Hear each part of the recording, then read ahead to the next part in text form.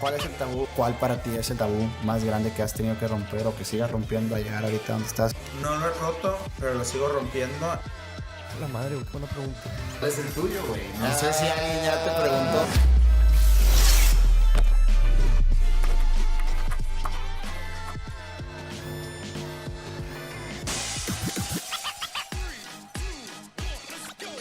So, hello everybody.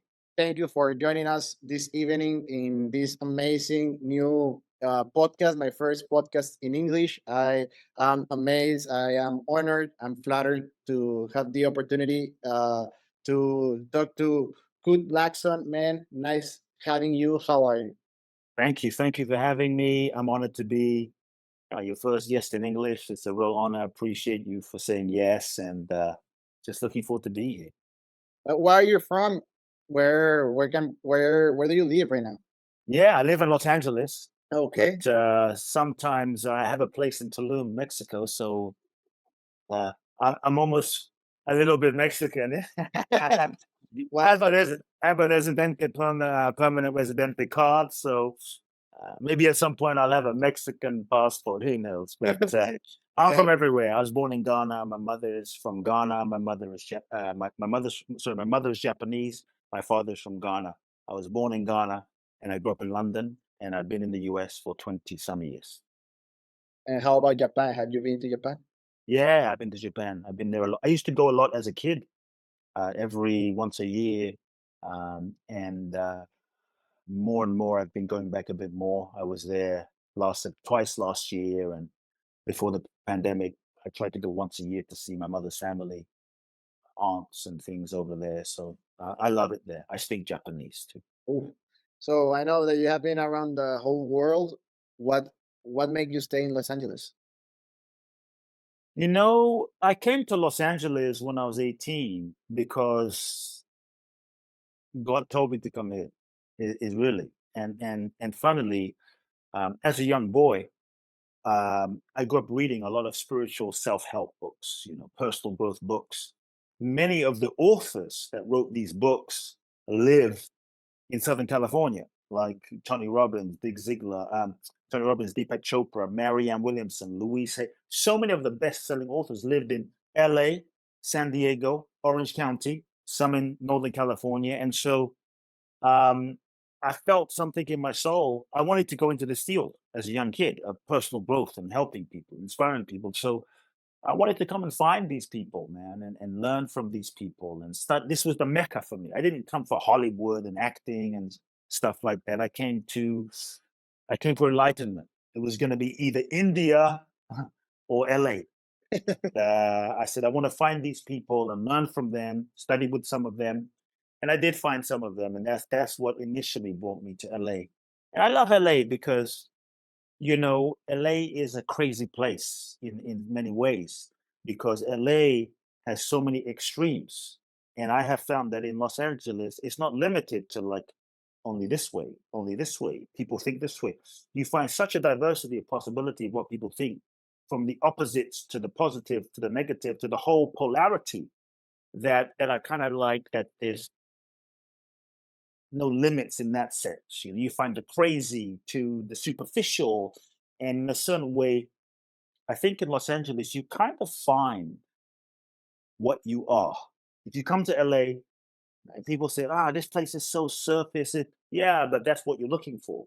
But at the same time, if you're looking for something very deep here, and you spend a bit of time, you can go underneath the bullshit on the surface to find something very deep as well. Deep people, deep communities. And so what I love is the paradox that LA is, the surface and the profane and the spiritual and the shallow. And you find what you focus on. So yeah, I love it. And how you said it also, the diversity they have in that city that can also Yeah. help you as an individual. When you go and you find all these extremes, you get to know where you belong, what truly you are, right? So you have Yes. all these different things, and you are okay with what's actually resounds with me. What's actually something Yes. that I will say that is goes with my identity. So I think it's amazing. I think LA is for also social media creators, the mecca, the place to go if you want to grow and make this collabs with amazing people. So I'm pretty excited for your journey. You have been in a lot of places. I had the opportunity also to travel around the world, but they say there are two ways to get to know the world: is by traveling and by reading. And I have been looking up your journey, and I have seen that you have two books already published. Yes. Can you tell me a little bit about that? Yeah, the first book is You Are the One, which is really a bit of my story and how I kind of got to be where I'm at, but also take people through a bit of a transformational journey to uncondition themselves so that they can connect to their purpose. That's really what it's about, helping people find their purpose. And the second book is The Magic of Surrender, which is helping people live surrender in their lives. And so, yeah, those I can go deeper into each of any of them if you want, but those are two of the books. And I hate writing, by the way. I wrote two best-selling books. I don't like writing, but I love that the books can go and reach people. And I always try to write books that are very easy to read. And so I want my books to be kind of deceivingly simple so that a 10-year-old, 13-year-old can read it. Nice. Because many books are not self help, they are shelf help. People buy the books and put it on the shelf, and don't read it.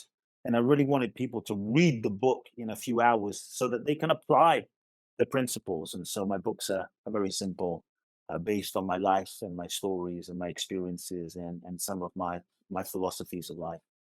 But there's something crazy about these both books that I think they have something similar to them, and I want to ask you. Yes. You say that um, you are the one to get to know you, to get to know that you are the person that you are. Um, do you need to learn the magic of surrender?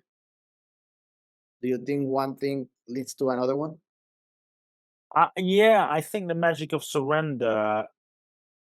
Yeah, I think when you know who you are truly, because many of us, we don't know who we are. We're born into this human experience and we meet our parents. God bless our parents, but they're doing the best that they know how to do based on their childhood and their conditioning and their grandparents and our ancestors. And so we're born into a culture, we're born into a religion, we're born into a community and a family and a system. And this is the moment that the programming begins. We slowly start getting hypnotized and programmed from the moment we're born. This is what you need to believe. This is what religion you are. This is how we do it in the family. This is what a good boy or girl is. This is what it is to be a good citizen. This is what it is to be a good Mexican. This is what it is to be a good black person, white person, Japanese person. This is who you are and this is how you act.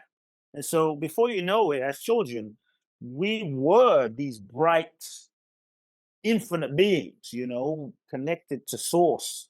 But now we're born in this human experience, and maybe dad is crazy. Maybe mom is an alcoholic. Maybe they're good people, but they didn't know how to be with us. And so the conditioning begins, and we learn all sorts of strategies to shut down, disconnect, and not feel.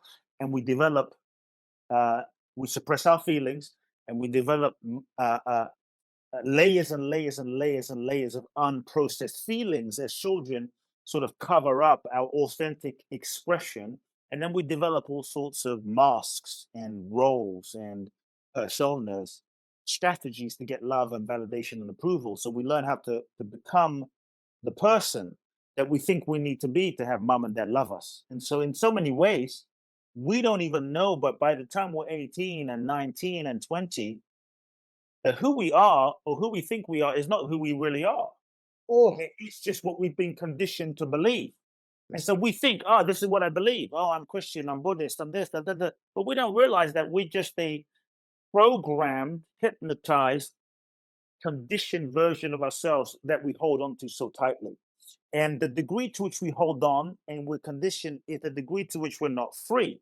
But this holding on position is really what ego is. Ego is the perceived sense of what we believe, mistakenly believe ourselves to be. And it's so hard sometimes to get out of ego because the job of the ego is to protect you from getting hurt, and the job of the ego is to reinforce its existence. So now, as human beings, we're 25 years old, 20 years old, 22 years old, locked inside of a prison of our conditioning, not even knowing that we're conditioned, thinking that who we are is who we are, and thinking that how we see the world is the way it is, and thinking that what we believe is true. How can It's a program. how can you break this programmation? How can you break this facade that you are right now? If you Yeah, think that you are what you are, and you're not realizing that I, all these I programs. think we have to be willing to question the program. And the challenge is most of us aren't willing to question it because so much of how we've learned to do life and get love and get validation and get mom to love us and get word to love, do well in school, do well at work, gets reinforced. We become the good boy, right? We become the perfect one. We become the nice girl, the nice guy. We become a certain person. And that gets so reinforced by life and society that it's hard to let that go because, like, oh, how will I get love if I question? How will I get love if I let that go? How will I function? How will I be successful if I let go of that way of being? And then society, religion, media, governments, advertisers, retailers, they don't want you to know who you are and question. So, in so many ways, so much of the matrix of life is designed to make you go to sleep, to live a freaking siesta. Because if you are awake and you know who you are beyond your conditioning, you're no longer afraid. You become dangerous. But if you're asleep, then you don't question. If you're asleep because you're eating so much junk food, which is programmed on, television, McDonald's, junk food, junk food, junk food, junk food, junk. Now you're so disconnected from your feeling, from your sensitivity, from your intuition, from your questioning. You are numb. And then media, social media, yeah, watch TV, watch TV, watch TV, watch football, watch NFL, watch more, what be entertained. That we're so distracted and our attention is so hijacked that we don't have time to question, who am I? We don't have time. But the moment you switch on the television, you are programmed. Huh. Yes, yeah, yeah, yeah, yeah. Look, this is what success is. Yeah, yeah, yeah, yeah. This is what beauty is. You see this supermodel over here? This is what beauty is. Oh, you see this private jet over here? This is what success is. And so we're bombarded by media and advertising and images over and over again. Told, yeah, yeah, you're not enough. But if you just like drive this car, for $100,000, you're going to be enough. If you just wear this underwear, a man's going to love you. If you just like have this watch, you're going to be worthy in the world. So now we've been so brainwashed to then spend our life, right, trying to achieve these things, thinking that when we achieve these things, we're going to be enough and valuable.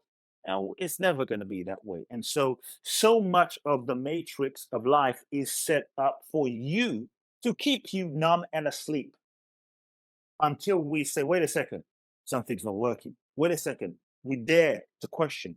I'm not happy. Wait a second. Some like who am I? And why am I? And why am I alive? And what do I really want? And oh shit, like I'm gonna die. So let me question. Yeah. To have the courage to question, like, who am I really? I think is the beginning of a change. And that takes courage. That take a Takes lot of courage. courage. Yeah, I agree with you. And also, I want to emphasize in something that you said. That is, people are constantly trying to compare themselves to people that having success on social media or success everywhere. They think they're gonna be happy when they have something. And there's a saying that if you're not happy with what you have because you want more, when you have more, you won't be happy either because you don't know how to be happy with what you have right now. And how you say that the media bombard us with a lot of information and things to, it's not about only to get us distracted. I think it's also that they want to sell us this narrative where they want us to tell us, they want to tell us how we need to think and what we need to think. And Yes. there's a really famous show that Jim Carrey did, I think Mhm. it's the Truman Show. I don't know if you. Truman Show. Yeah, great film. and I think every day is more likely to reality that we live in this type of matrix where people don't want, like, the big companies, they don't want us to know the reality of things that are happening, and they just want to have us controlled, living in this puppet Society. society. And want you to believe that you are just this little mind, body, physical body, that you're born, then you die, that you're this little ego structure, because they don't want you to believe that you are, there's power inside of you, Yeah, that you are infinite, you are connected to life itself. Even religions, like, no, no, no, no, no, no. If you don't, then you're gonna go to hell. No, no, like nice. the moment you believe and understand that you are an infinite being, uh, that's when the game shifts. And so there's kind of a, I don't say an agenda for you to not know who you are, because if you don't know who you are, right, you can be controlled very easily and manipulated by everyone. That's I think that's a really strong fact that is actually true. When you don't know who you are, people are gonna tell you, and Yes, that's kind of yes. sad. And something that you said, that people are, we call them the NPCs, like in a video game, that they just Ah, like doing these mundane tasks every day, all day, because it's the secure way to go through life without actually meeting their purpose or their ikigai. I don't know if you have heard about it, yes, yes, yes, and I yes. think it's all rounded up to the fear of uncertainty, and I want to talk to you about that. And I think that's what makes a lot of people to second guess, to hesitate, to break in this, put on the brakes when they are trying to live their purpose, and they're afraid that it might not work. And there's Andres Oppenheimer is an author also Mm, that made a book that is called Create, Innovate, or Die, and it talks mm, about how people in, also in the US, but in Silicon Valley, they have a lot of pride on their failures. They go around and they start talking about people, about how they had this failure in this mm. company that they tried to build. Even though they had another company that is actually making money, they won't praise about that. They will praise about their failures, because Wow. they are honored, or they have this pride on these things that they have done that hadn't worked, because they were brave enough to try it. And I think that's where everything rounds up. It's about having the uh not being afraid, like to having the courage to do this type of stuff. Is not easy to break taboos. And I It's want not to talk easy. It's about not that. easy. Yeah. Have you heard about, if I tell you what comes to mind, if I tell you to tell me what does it mean, the word taboo? Taboo. What? I guess it's those things that we, those beliefs, those perceptions that we are afraid to question. Okay, nice answer. And in your whole career, in your whole life, what's the biggest taboo that you have broken? Wow. Um, I don't know if it's I don't know if it's taboo. I don't know if it's taboo. Like I started in my industry coaching people when I was very young, Okay. maybe 20 years old. Before social media, and so you could say it was kind of, I don't want to say taboo, but it was like everyone said, "You can't do that. You're fucking 20. You're crazy. You can't like what?" And I said, "Fuck, screw it. I don't care. I have something to share, and I'm just going to put myself out there." And so um, that was something different when I started 20 some years ago. You know, um, I don't know if it's a taboo, but it's definitely uh, it was different. It was different for me. So yeah, there's one thing. Nice. That's an amazing answer. And the people that come to this show, I ask them a question that somebody asked the previous episode, and also Okay. to make a question for the next person that I interview. So the question that I had from the last interview was, uh, Nice. what's the biggest fear you have that holds you when you're trying to try something new? What's the biggest fear I have that holds that the impact when I'm trying to try something new? Yeah, Wow, that's hard because there's so many things that I have.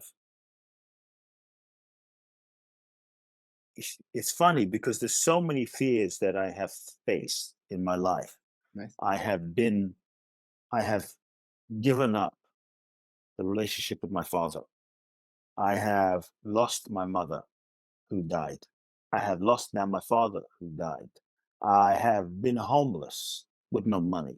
I have loved so deeply women that I thought were the one, and it wasn't, that I had my heart shattered over and over and over again. I've been ridiculed, laughed at. I've pursued projects and gotten so much rejection that it's not funny. You know, I've lost everything and come back.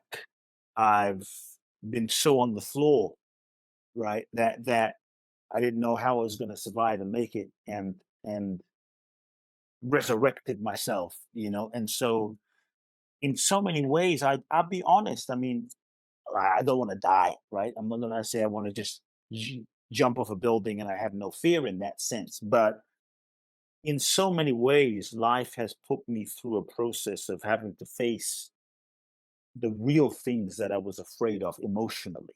You know, um, Now if a tiger walked into my room, I'd probably be a bit afraid. And I think it's interesting.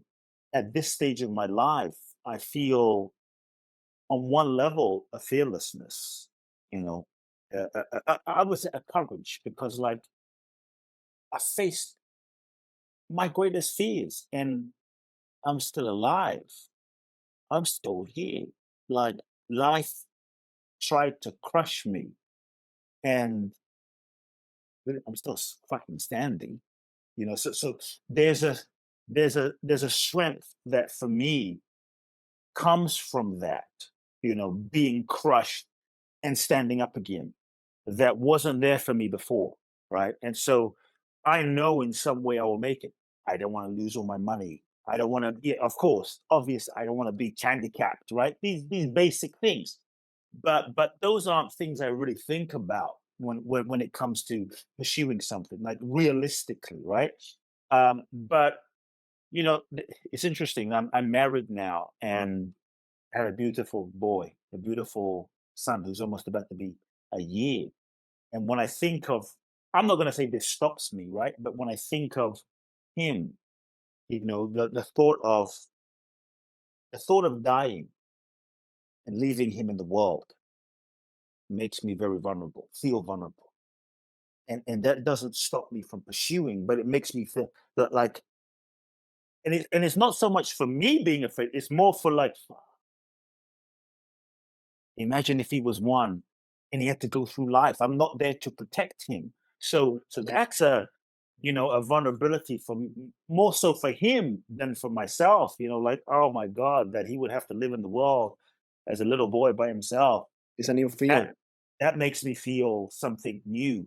That's, I don't know. It's a beautiful feeling. It's a vulnerable feeling. It makes me very tender to feel. It's something new, because when I was just single and me running around the world by myself, ah, I didn't care so much. So now it's a new dimension for me to feel that, and to care and to let myself feel that. Is open my heart in some ways. And same with my wife. Honestly, I have a woman in my life that is such a manifestation of God. Like, Nice. I mean, nobody's perfect, right? But love can be hard and difficult in our world today. And I have such a pure love that, yeah, the thought of losing her in some way, or similarly to my son, not being there for her in some way, provides a different vulnerability, in my heart. And so maybe it's good to live with that vulnerability as well. I think it's part of having more responsibilities as we grow up. I think getting to know that sometimes not gonna only depend on us. People are gonna depend on us, and Yeah. that's amazing. I think that's one of the reasons that I want to be a father one day. I hope family one Beautiful. day because I look I look forward for that type of feeling. So I think it's amazing that you have it. But Life changing. Changed my life. now you need to tell me something you want to ask the next guest. Wow. I need a second to think about this question. Um, what would I want to ask your next guest is when you felt like giving up, was there a time when you felt like giving up for a dark moment? And if so, what was the thing? How did you keep going? What made you keep going? Nice. That's a really good question. And in this show, we like to ask the same question to to the people that just asked it. So I would like to ask you the same. Ah, sneaky. In the moments, the darkest moments that you Yeah. ever faced, what was that one thing that kept you going? Honestly, there have been many, many moments in my life where I wanted to give up because I came to America at 18 and I didn't know anybody, one person. And I came with two suitcases and $800 in my pocket to Los Angeles as an 18-year-old kid. And I think back now and I see 18-year-old kids now and I think, that's crazy, man. And there were times when I didn't know how I was going to eat that day. There were times when I didn't know how I was going to survive. Um, there were many moments when I wanted to give up over and over again in the beginning. There were many moments when I started to coach people that I wasn't sure if I could make it. I wasn't sure if I could survive doing this. And I don't know what it was. Sometimes I even thought maybe I should quit. But I've always felt that there was something bigger than me in my soul, in my heart, a destiny, a calling. Because for me, I never got into doing what I'm doing for business. And I never, I started before social media. So it was never about like being famous and, having a thing. It was just, I started coaching one on one, right? And I just wanted to help people. I wanted people to free themselves. And so I think because it was never about money or business or fame, nothing. It was just the pure intention to help. I felt a calling. I feel a calling to do what I'm doing. And that calling has been bigger than me. And so there's something in me, like my soul, that has never let me stop, even when my personality, like I wanted to stop. And so, yeah, that's what I would say. I think that you had in your mind the idea of you succeeding really clear, and that helps a lot. Viktor Frankl, he's an amazing writer also, and he Yeah, yeah. has a book where he talks about people in these concentration camps, and he analyzed Yes. how people endure these different pers- torture and different types of things that they were going through. And he analyzed it. He was okay. Is it the strength of the physical body? If it's the age, what is it? And he at the at the end, he realizes that people that had the ability. Well, first of all, humans are the only species that had the ability to see themselves in the future, and that will be the ultimate salvation in the worst parts of their lives if Yeah. people can see themselves more in the future. I had the opportunity to run an Ironman. I don't know if you know. Oh, wow. I want to do that.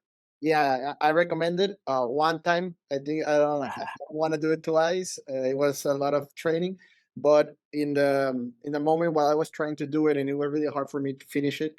I needed to ease my mind with this idea of me being. I don't know. I'm gonna have a break in the next 10 kilometers.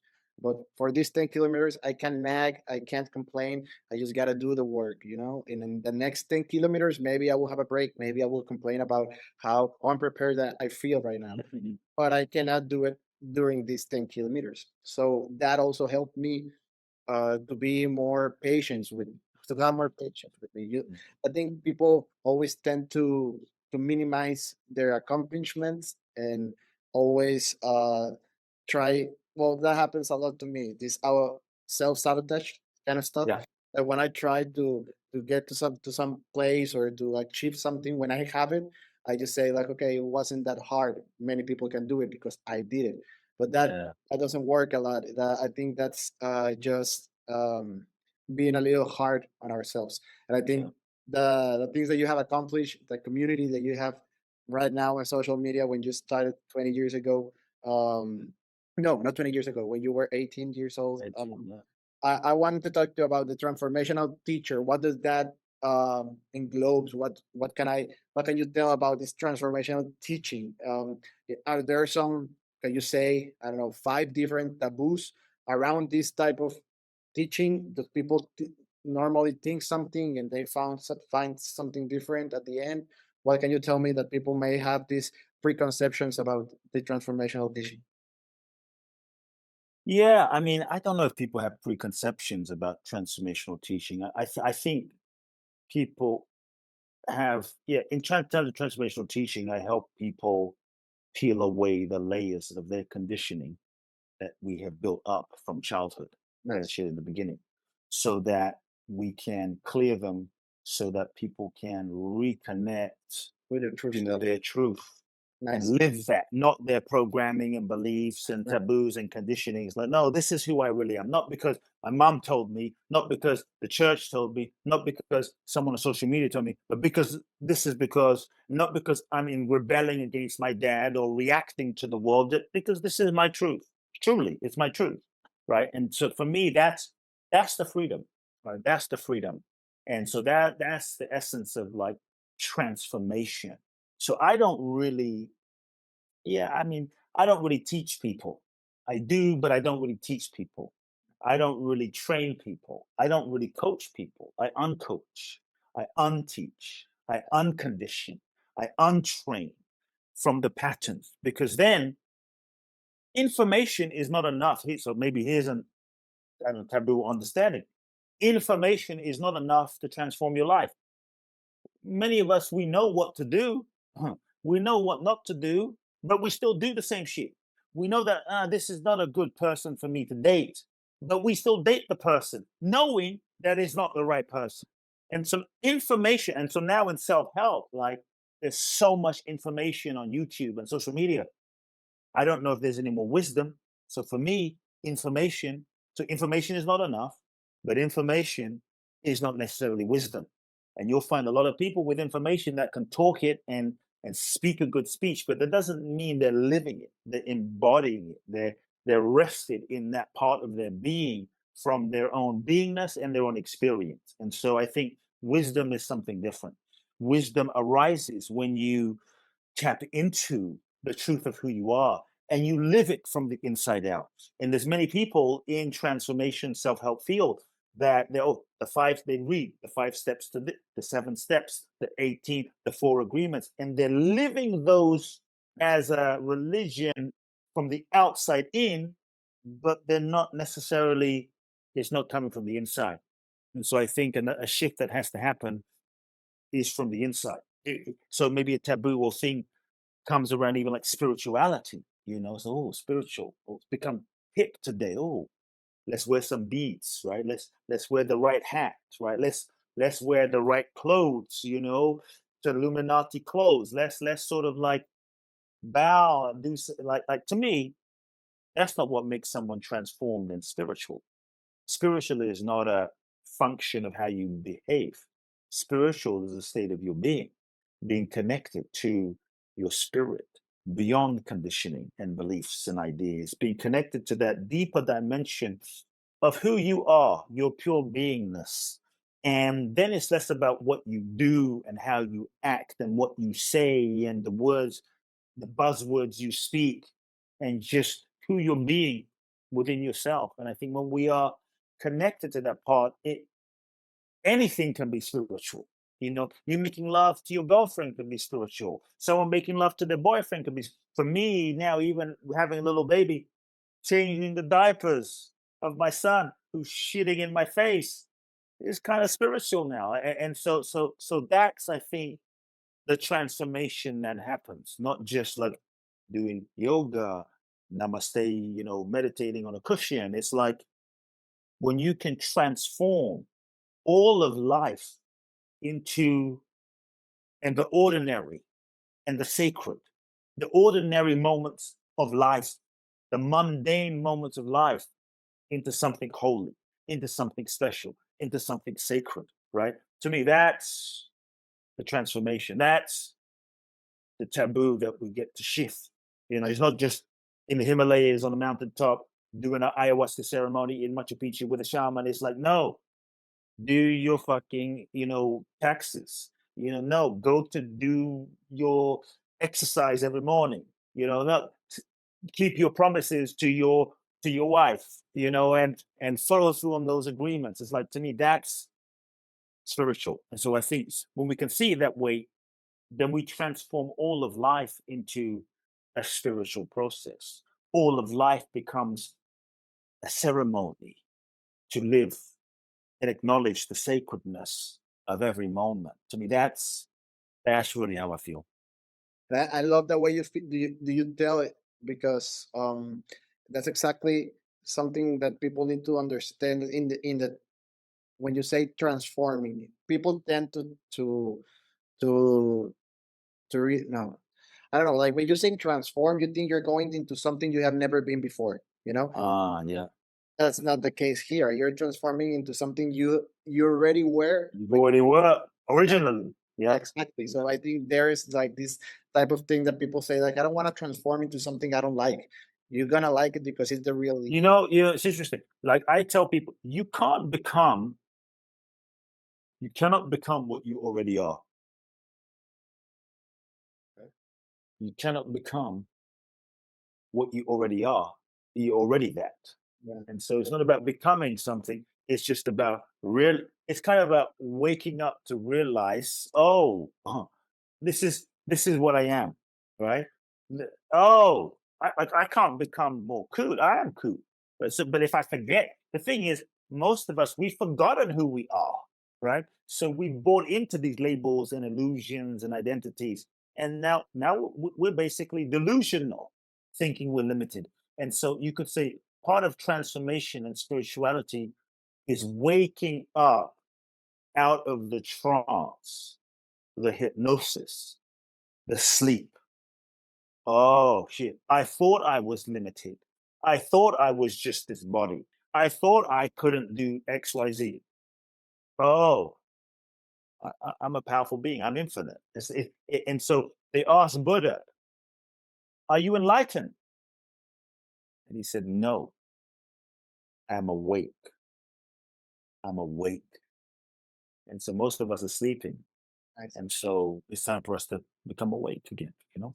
And also, you say you cannot become something you already are because there's also a saying that goes, you cannot bathe on the same river twice because if you Yes, yes. river and you won't be the same person. So You won't be the same.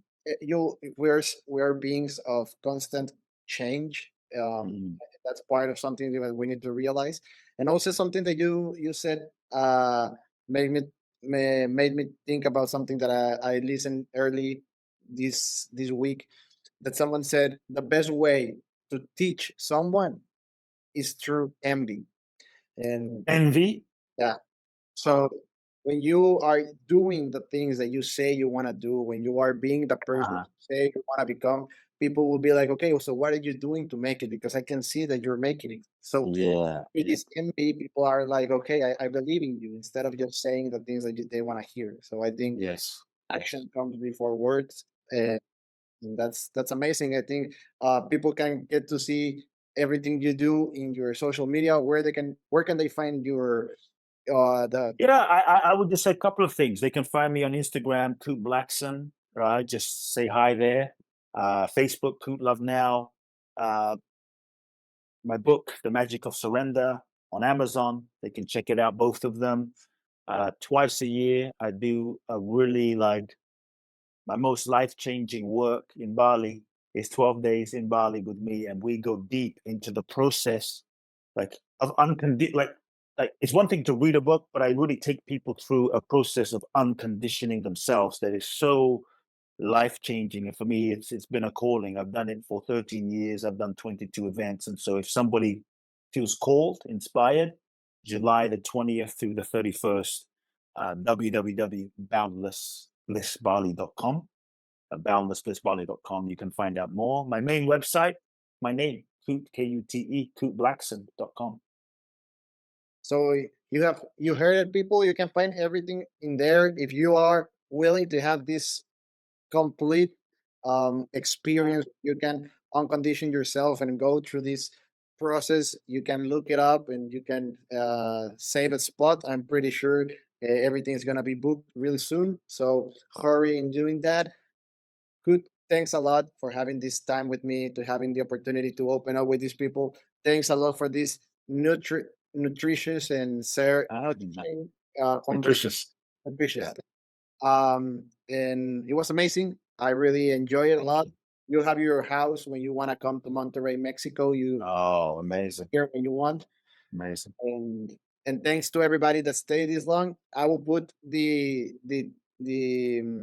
pages and the links right below. So thanks a lot for joining us. It was amazing having you. That will be all. Thank you for Appreciate you. keep breaking taboos, and thank you a lot, people. See you soon.